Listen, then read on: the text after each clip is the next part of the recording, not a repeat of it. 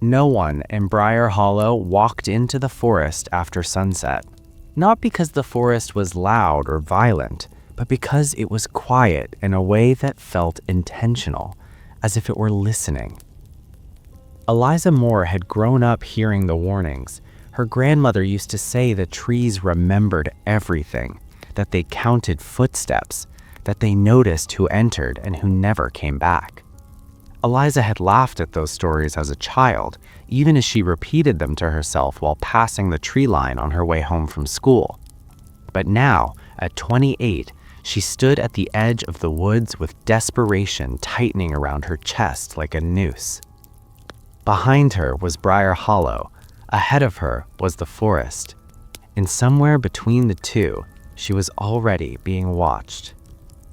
The forest began where the road simply ended, the asphalt thinning into dirt, then moss, then nothing at all. The trees rose close together, their branches tangled like clasped fingers. The air changed the moment Eliza stepped closer. It felt colder, heavier, as though the forest had a weight of its own. She hesitated. Her shadow stretched long behind her, distorted by the low evening sun.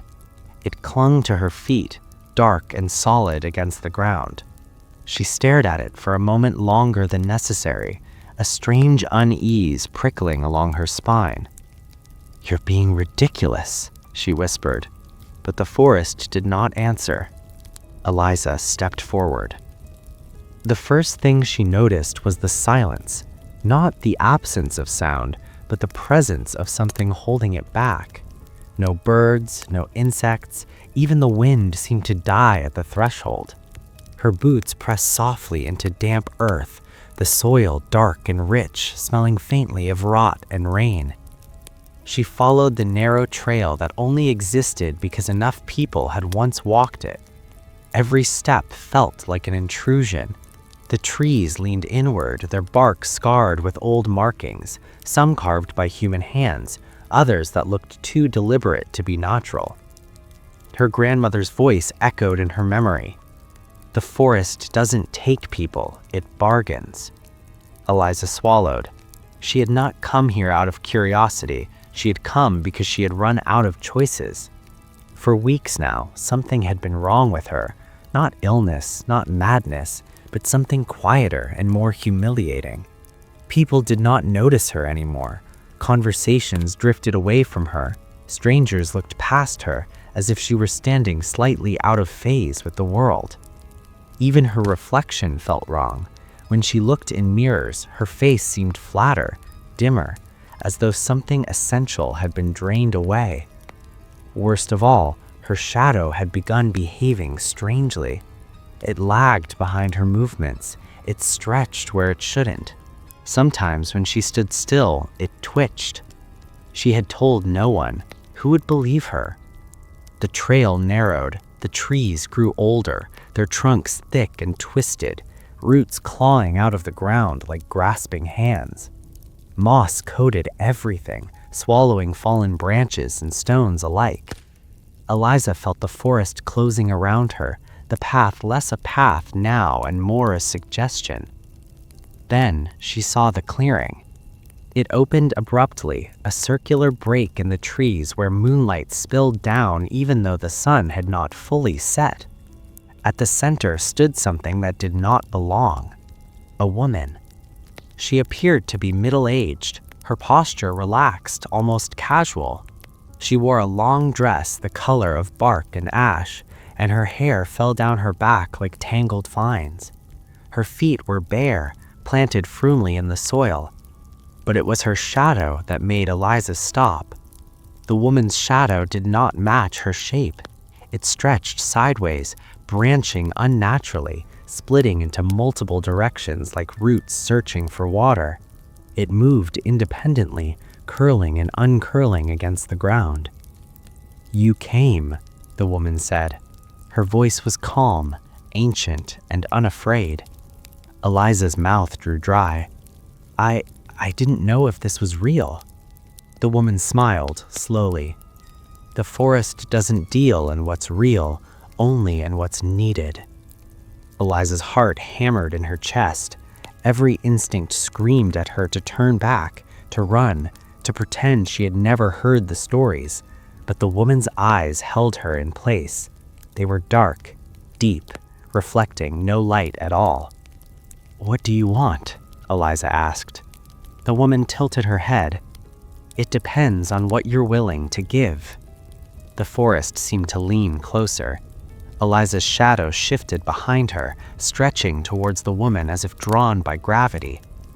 "I'm losing myself," Eliza said, the words spilling out before she could stop them. "People don't see me anymore. I feel thinner, like I'm fading away."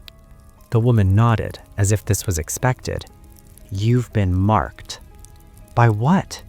"By living too long without being claimed." A chill ran through Eliza. "Can you fix it?" The woman smiled again, but this time there was something sharp beneath it. "Fix is a human word. I can balance it." Eliza hesitated. "What's the cost?"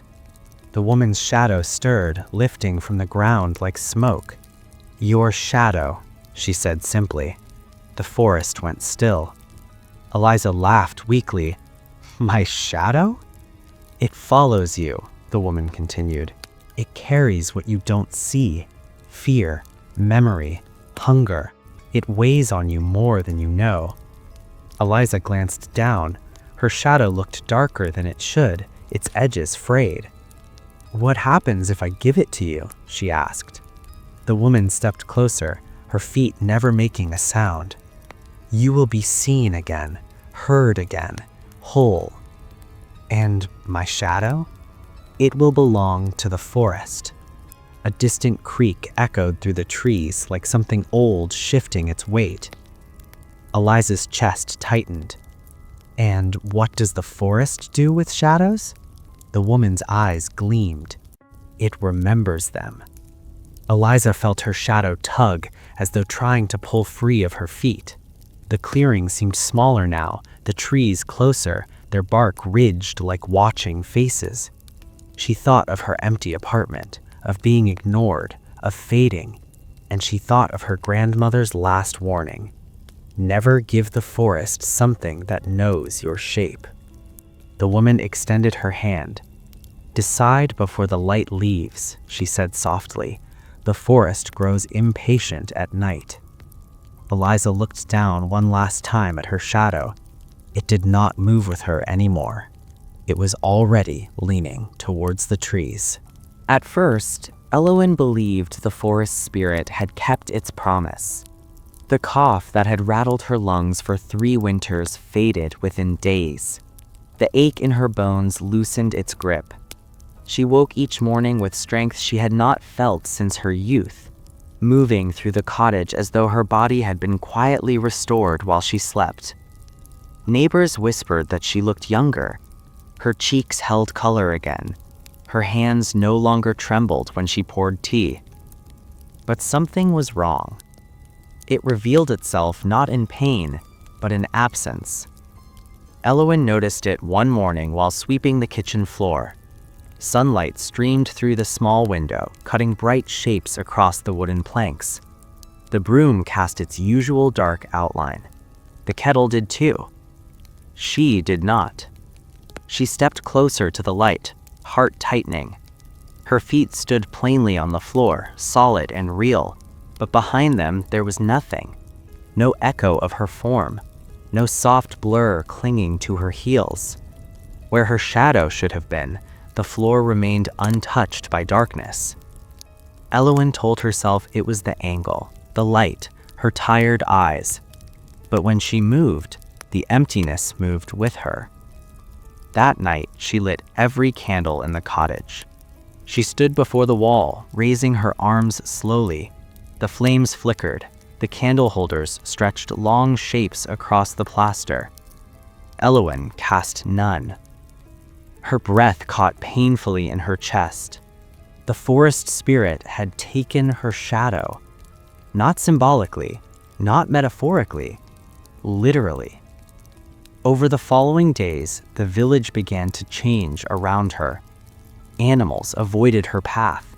Dogs whimpered and pulled at their leads when she passed. Chickens scattered, feathers exploding into the air as if chased by something invisible.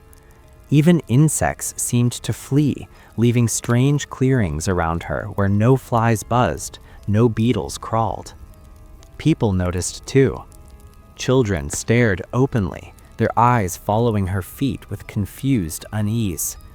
One boy began to cry when she walked by, clutching his mother's skirts and screaming that she was wrong. At the market, conversations died when she approached. Not abruptly, not dramatically, just a quiet thinning, as though words themselves slipped away in her presence. She heard the whispers. "She doesn't cast a shadow. I saw it myself. That's not natural." Elowen kept her head down. She told herself fear always followed what people didn't understand, that this would pass, that the forest spirit's bargain, though strange, was still worth the life it had returned to her. But the forest had begun to change too. Trees leaned when she walked beneath them, branches shifting as if tracking her movement. Leaves rustled even without wind. The air felt thicker at the forest's edge, heavy with a watchful awareness that pressed against her skin. At night, Elowen dreamed of darkness moving without light. She dreamed of her shadow standing upright, no longer attached to her feet. It walked between trees, stretching unnaturally long, its edges fraying like smoke. When she called to it, it did not turn. It simply moved deeper into the forest where the spirit waited. She woke each time with her heart pounding and her bed soaked in sweat. The first true warning came when she tried to leave the village. Elowen decided she needed distance, space to think. Perhaps if she traveled, if she removed herself from the forest's influence, something would change. The thought brought a fragile hope she clung to desperately. She packed lightly and set off before dawn. But the road resisted her. Each step away from the forest felt heavier than the last.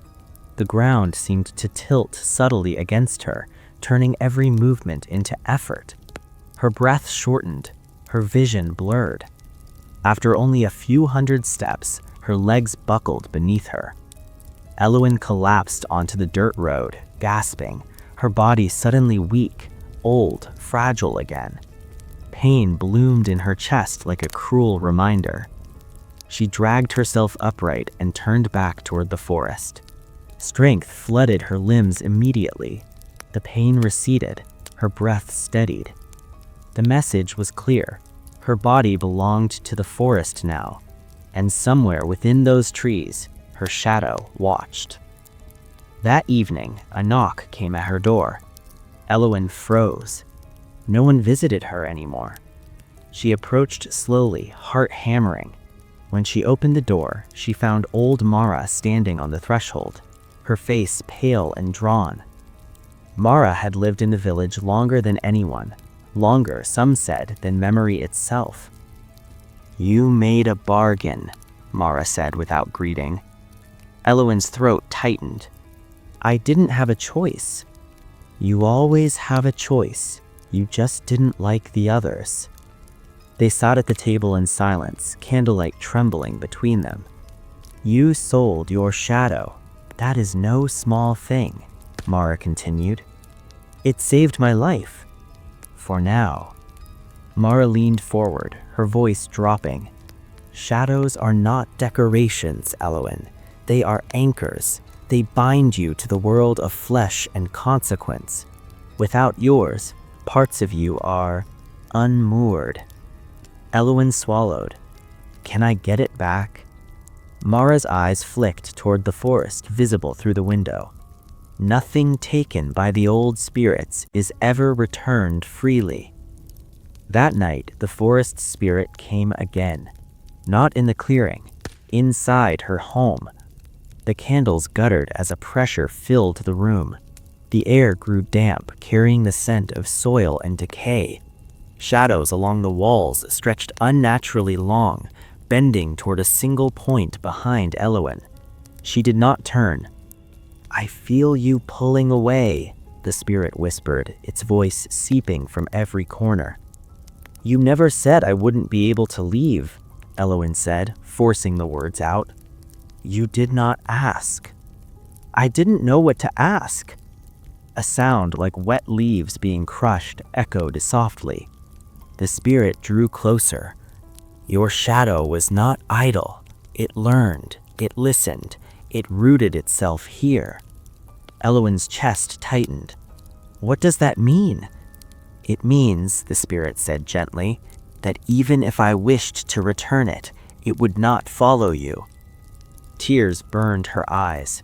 "Then what am I becoming?" There was a pause, a long one. "Something in between," the spirit replied. The candles went out. In the darkness, Elowen felt it then. Not fear, not pain.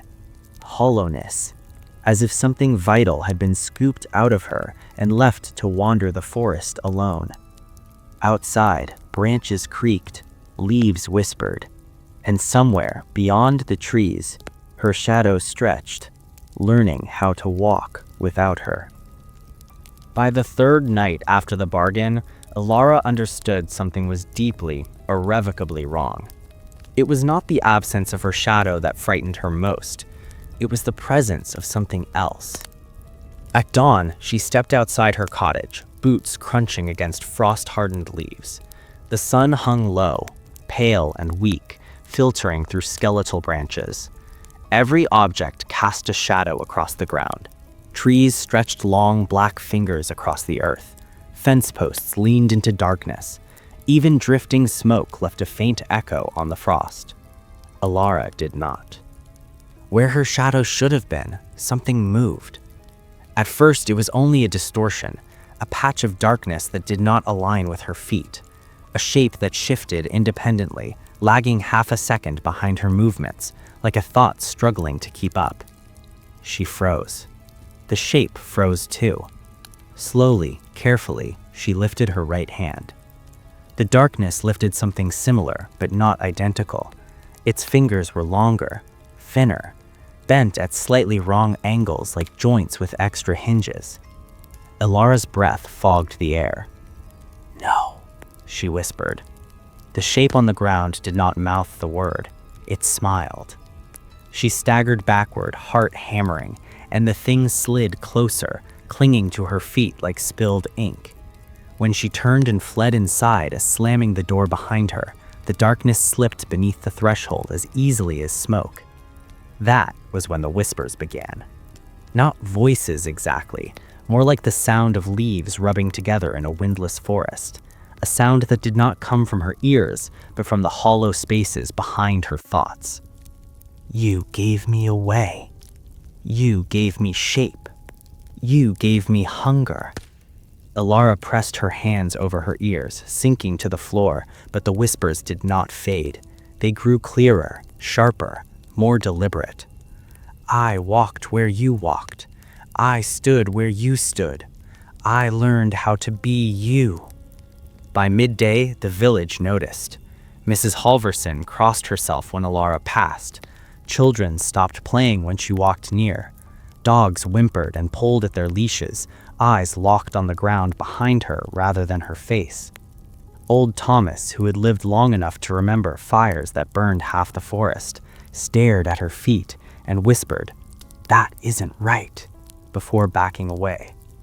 Elara tried to reassure them. She smiled, she spoke kindly, she laughed at her own unease. But when she turned away, she saw reflections in windows that did not match her movements. A second silhouette lingered a heartbeat too long, a shape that leaned forward when she stood still. That night, the forest came closer. She did not hear footsteps.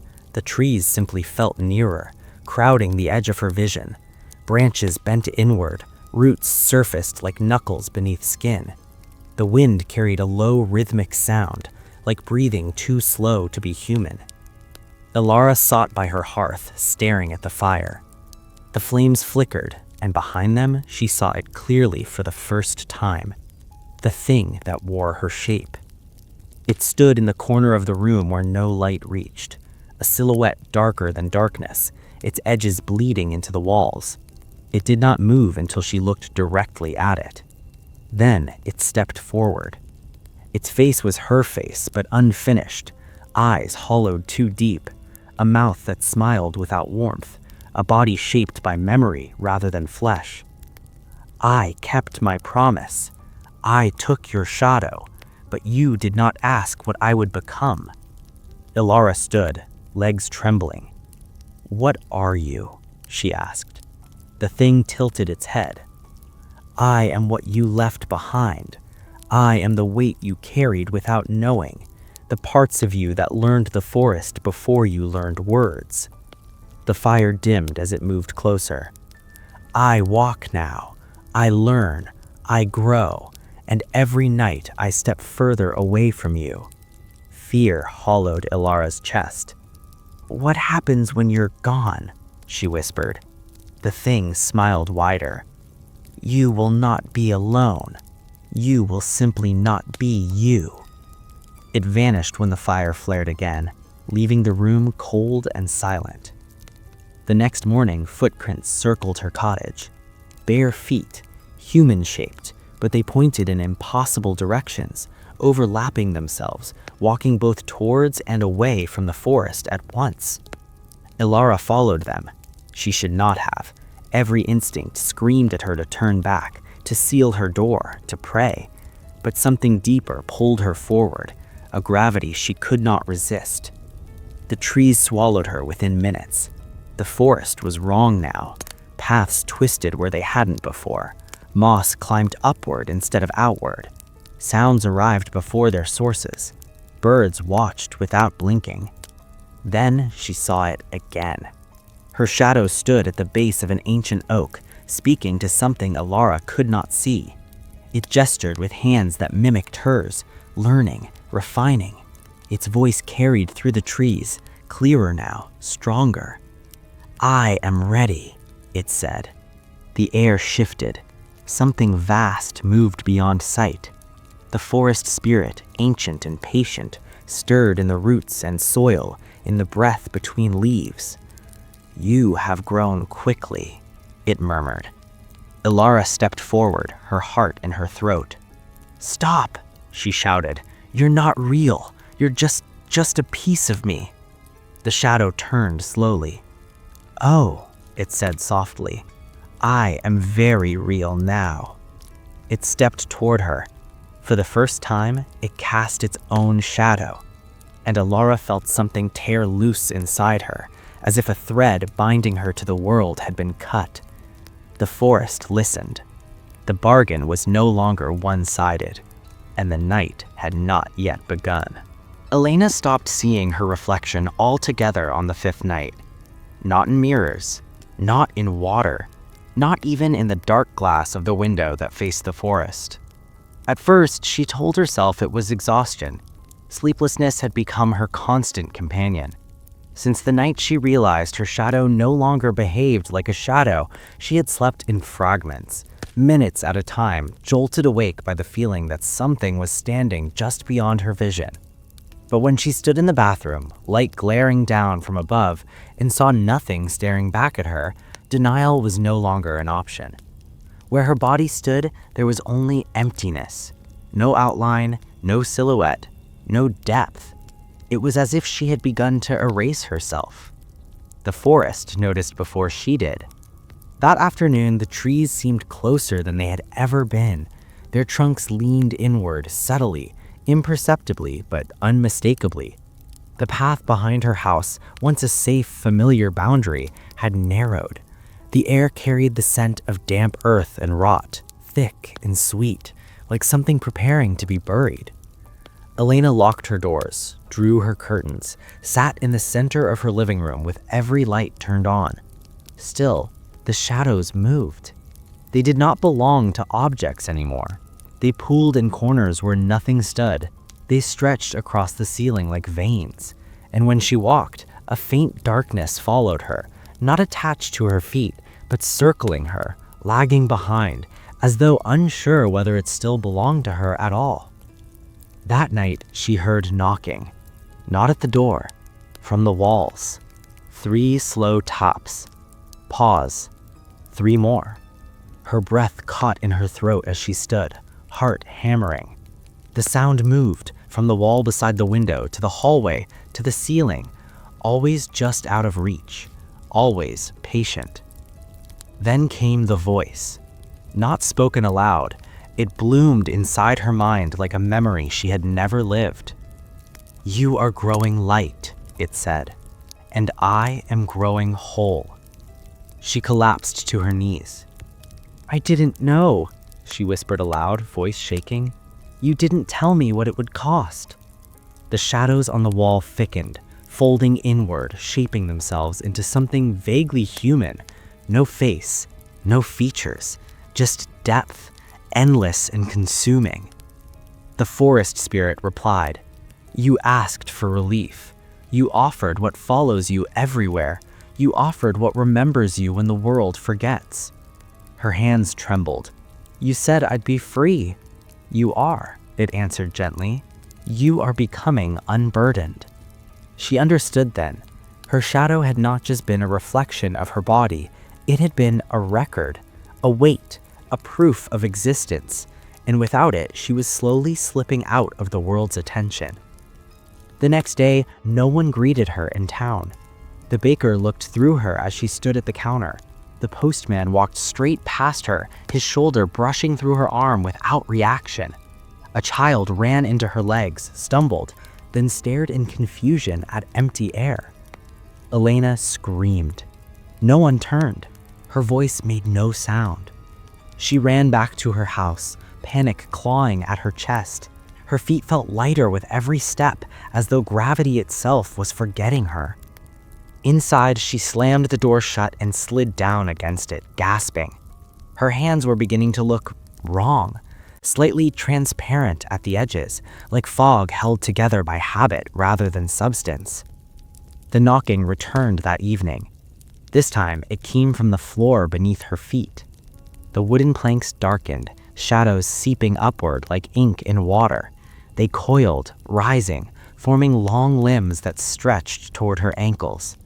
She screamed again, but the sound came out thin, distant, as though echoing from somewhere far away. "The forest keeps what is given," the spirit whispered, "and when the shadow is complete, the body is optional." She stumbled backward, heart pounding. "No, you said nothing about this. You tricked me." The shadows paused. Then they laughed. Not cruelly, not mockingly, knowingly. "Nothing is taken without consent. You stepped into the forest. You spoke the words. You watched as your shadow learned to walk without you." Her mind raced. The shadow. She remembered now. The way it had lingered, the way it moved before she did, the way it sometimes faced her instead of following her. It wasn't gone. It had been growing. That night, she saw it clearly for the first time. Her shadow stood at the edge of the tree line, tall and perfect, shaped exactly like her, but darker than the night itself. Its movements were confident, complete, whole. It turned its head and looked directly at her. Elena felt something tear inside her chest. That's me," she whispered. The spirit's presence filled the air. "That is what you were, and what you are becoming is unnecessary." The shadow took a step forward, and Elena felt herself weaken. Her knees buckled, her vision blurred. With every movement the shadow made, she felt something being pulled from her. Memories, emotions, weight, history. Her name echoed faintly in her own mind, already beginning to sound unfamiliar. She crawled toward the light, desperate. "Please, take it back. Take something else. Anything." The forest was silent for a long moment. Then, "There is no undoing a completed exchange." The shadow reached the edge of the trees, and the forest leaned closer. By the time winter reached the forest, Elira no longer cast anything at all. Not a shadow, not a reflection, not even a presence that felt entirely real. People in the village began to notice long before she did. Children stopped pointing at her in the snow because there was nothing strange to point out anymore. Lantern light slid across her feet and moved on, as if she were a hollow cut from the world. Even mirrors treated her like a rumor. She stood before polished glass and saw only the room behind her, as if she had already stepped aside. At first, Elira told herself this was the bargain working as promised. The forest spirit had said she would be unseen by misfortune, untouched by hunger, illness, or age. And it was true. Winter passed, but the cold never bit her skin. Sickness spread through the village, but it never reached her lungs. Years crept forward, and Elira did not change. But something else was happening. People began to forget her. Not all at once, not dramatically. It started small. A shopkeeper hesitated before greeting her, eyes narrowing as if trying to place a face remembered from a dream. Neighbors answered her questions politely, then turned away without farewell. Children she had once watched grow now looked through her, not past her, but through her, like she was fog that had wandered indoors by mistake. Her name stopped being spoken. That was when the forest began calling again. Not with words, with absence. Paths Elira had walked her entire life no longer seemed to recognize her footsteps. The dirt did not compress beneath her weight the way it once had. Fallen leaves did not crunch. Snow did not remember where she passed. It was as though the world had begun to rehearse her disappearance. One night, unable to sleep, Elira returned to the forest. The trees parted for her without resistance, branches lifting as if greeting something long overdue. The deeper she went, the quieter everything became. No insects, no wind. Even her breathing felt muted like sound underwater. At the heart of the forest, she found the clearing again, and in it, her shadow. It lay pooled at the roots of the ancient tree, stretched and malformed, darker than it had ever been beneath her feet. It moved slowly, independently, curling and uncurling like a living thing. When Elira stepped closer, it reacted. It stood, not upright, but taller, drawing itself upward like smoke learning how to be solid. Its edges sharpened, its shape became more human, more familiar, and far more wrong. Where her face should have been, there was only depth, endless, lightless depth. "You are late," the forest spirit said. Its voice came from everywhere at once, from the tree, from the soil, from inside her bones. "You said the bargain was complete. You said the shadow was yours." The spirit's laughter rustled through the leaves without moving them. "It was, and it still is." Her shadow turned toward her. She felt it looking, though it had no eyes. She felt recognition from it, possession, hunger. "You asked to be spared from harm. You did not ask to remain remembered." Elira's throat tightened. "People don't see me anymore." "No," the spirit agreed. "They don't." The shadow took a step forward. Where it moved, the ground darkened, absorbing light like wet ink. Elira realized with a slow and creeping horror that it was no longer shaped by her. It was shaping itself. "You sold what anchored you. Shadows are not decorations. They are proof. They tell the world that light touched you and could not pass through." The shadow reached her. When it touched her feet, Elira felt cold for the first time in years. Not winter cold, grave cold. Memories flooded her all at once.